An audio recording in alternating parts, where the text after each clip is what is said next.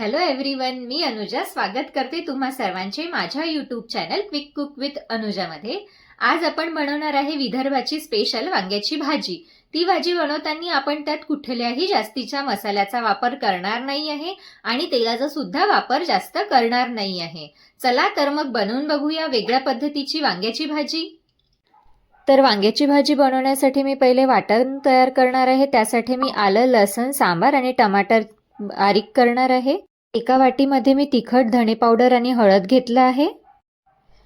मी ताजे वांगे घेतले, त्याला कापून धुवून घेतले आणि त्यामध्ये ते वाटण सुद्धा टाकून घेतले आहे। त्यामध्ये मी आता मसाले टाकणार आहे जे मी घेतले होते ते। चवीनुसार मीठ सुद्धा इथे टाकायचं आहे आणि याला छान मिक्स करून घ्यायचं हाताने। व्यवस्थित असं सगळ्या वांग्यांना तो वाटण आणि मसाला लागला पाहिजे असं मिक्स करून घ्यायचं। आणि मिक्स केल्यानंतर आपण याला आता इथे 20 मिनिटांसाठी झाकून ठेवणार आहे, म्हणजे त्याला मसाला लागेल। चला तर मग आता आपण फोडणीची तयारी करू। एका भांड्यामध्ये मी तेल तापायला ठेवलेलं आहे। तेल जास्त घ्यायचं नाही आहे। मोहरी टाकली, मोहरी छान तिडतिडेपर्यंत ठेवायची आणि लगेचच त्यात कांदा टाकायचा। कांदा छान आपण परतवून घेऊ, त्याला पण छान गोल्डन ब्राऊन होईपर्यंत आपल्याला ठेवायचा आहे। चिमूटभर हिंग आपण इथे घातलेला आहे।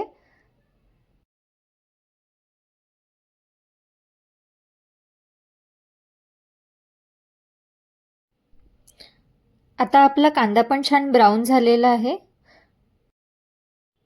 म्हणून आता आपण इथे वांगे टाकून देऊ।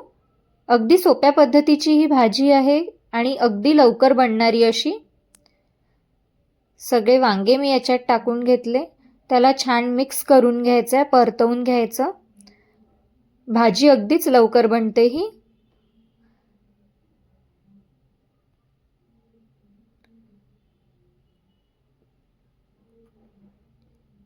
ह्याला मी इथे छान परतवून घेतलं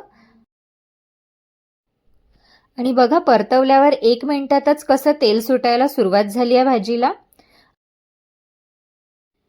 भाजीला मी 10 मिनिटांसाठी झाकून ठेवलं होतं। बघा भाजी आपली थोडी आता वाफळलेलीच आहे। यात आपल्याला थोडं पाणी सोडायची गरज आहे। पुन्हा यात मला पाणी टाकावं लागणार आहे। थोडंसं अगदी पुन्हा पाणी टाकते। पुन्हा याला 10 मिनिटांसाठी मी झाकून ठेवणार आहे।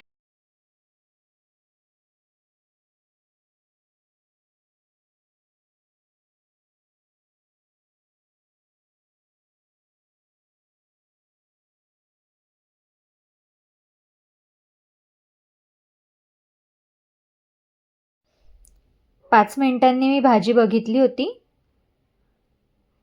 बघा आता आपली भाजी तयार आहे, पूर्णपणे शिजलेली आहे भाजी। आता आपण ही सर्व करायला घेऊ। थंडी झाल्यानंतर भाजीला अजून तेल येईल आहे, पण आपल्याला हिवाळ्यामुळे गरमागरम भाजी सर्व करायची आहे। बघा तर मग ही भाजी अशी छान तर्रीची तयार झालेली आहे। छान गरम पोळ्यांसोबत किंवा भातासोबत पण तुम्ही ही भाजी जेवू शकता।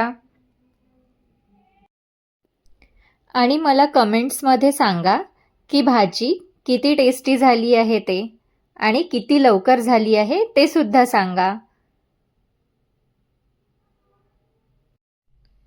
मग काय बनली ना स्पेशल वेगळ्या पद्धतीची कमी मसाल्याची भाजी।